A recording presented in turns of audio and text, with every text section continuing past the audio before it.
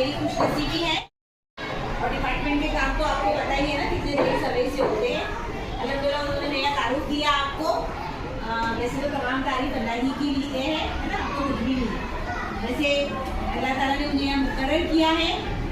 मैं ये चाहती हूँ कि जो ओहदा मुझे अल्लाह ने अता किया है, मैं उसको बखूबी अंजाम दूँ, उसका हक अदा कर सकूँ, है ना। खाली ओहदा मिलना बड़ी बात नहीं है मेरे लिए। यहाँ हमारे दो भाई भी मौजूद है, उसका हक अदा करना बड़ी बात है ना। तो उसका हक मैं उसी वक्त अदा कर सकूँगी जब मुझे आप तमाम बोले हमारे घर से उठेगी। क्या बोलेगा आने वाला, तुम लोग तो झूठ बोलते, ये तो तुम्हारा सब झूठा है, या तो तुम्हारा बच्चा ही नहीं है। कौन फंसा? वो फंसी है ना। और ये जो स्कूल चल रहा है, आपको जो इतने मोहल्ले में आपको अल्लाह ने सहूलत दी है, सारी चीजें फ्री मिल रही है आपको, तो फिर आप में भी जिम्मेदारी है कि आप अपना बच्चा रोजाना भेजें।